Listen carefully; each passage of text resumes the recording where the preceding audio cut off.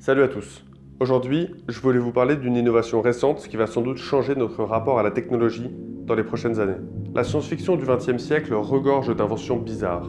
Des voitures volantes jusqu'aux connexions mentales avec les ordinateurs, les voyages dans le temps, les super vaisseaux, les pistolets laser.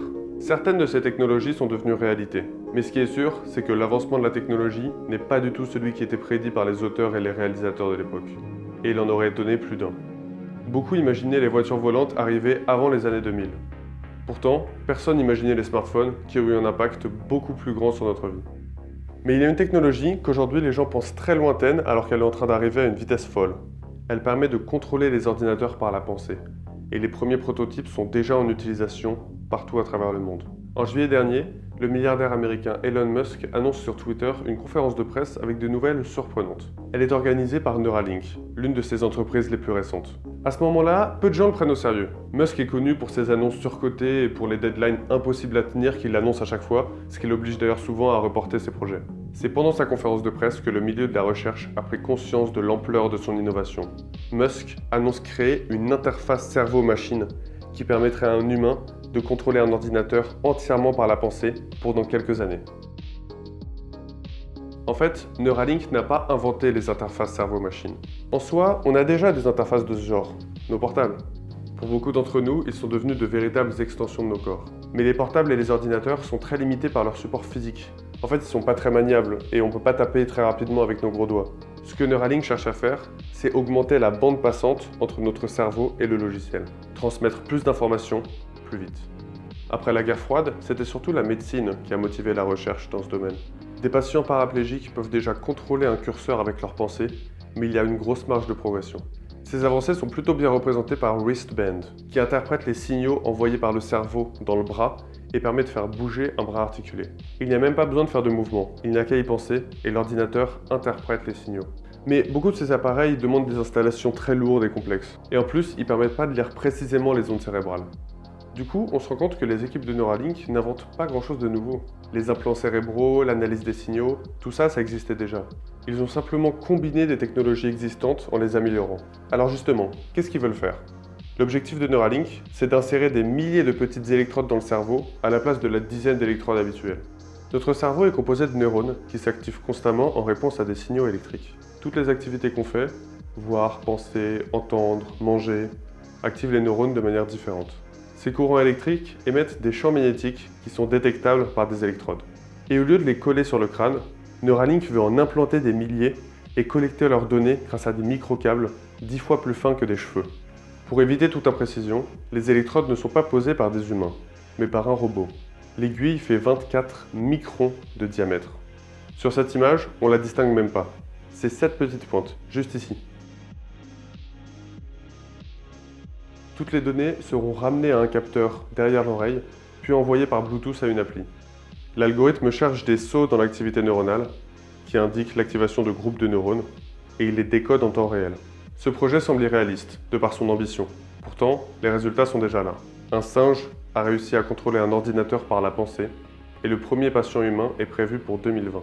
Si cette technologie vous fait pas peur, alors il faut que vous envisagiez l'ampleur de ce qu'elle rend possible. Pour bien la comprendre, imaginez le cas suivant. Après un grave accident de voiture, un patient finit complètement paralysé, incapable de bouger le moindre muscle. Alors, les médecins lui proposent de lui implanter un appareil du même type que celui de Neuralink pour qu'il puisse naviguer librement sur Internet. Mais quelques mois plus tard, l'enquête sur l'accident a avancé et le témoignage du pauvre paralysé est remis en question. En effet, son accident a causé la mort d'une personne, qui n'a donc pas pu témoigner.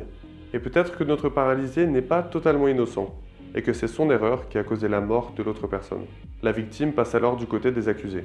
Alors que le paralysé continue à nier sa faute, les allégations pèsent de plus en plus lourd sur lui. Alors, le juge se rend à l'hôpital et demande à parler au médecin. Si les implants permettent de lire dans les pensées de l'handicapé pour qu'il puisse contrôler un curseur, alors ils permettent forcément de détecter d'autres signaux.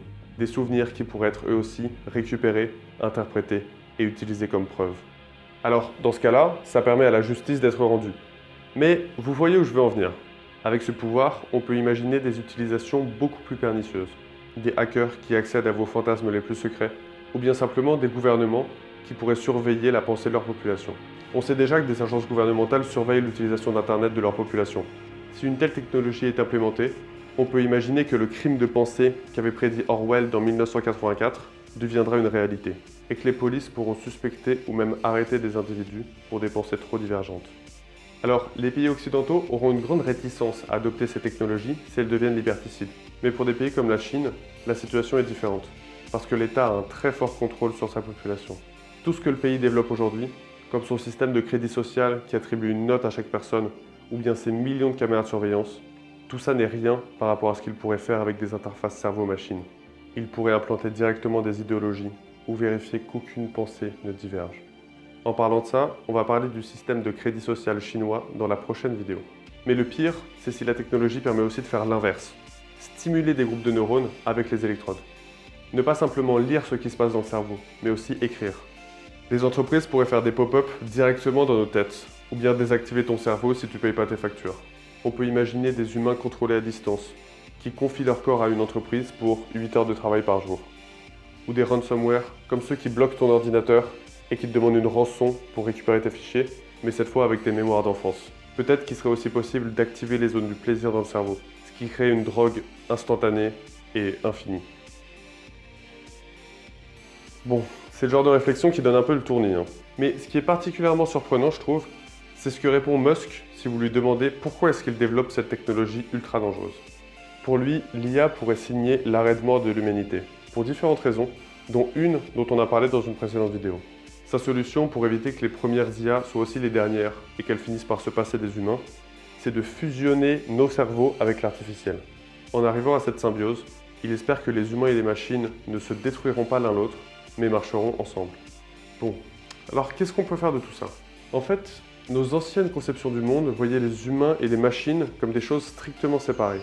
Mais au fil du temps, les deux vont sans doute fusionner de plus en plus. Qu'on soit pour ou contre ce genre de technologie, il faut tous qu'on commence à les intégrer à notre paradigme, si on veut pas être devancé. Merci d'avoir regardé la vidéo. Si vous avez eu des réflexions, n'hésitez pas à les mettre en commentaire. Mettez un j'aime, abonnez-vous et partagez à vos amis. Ciao!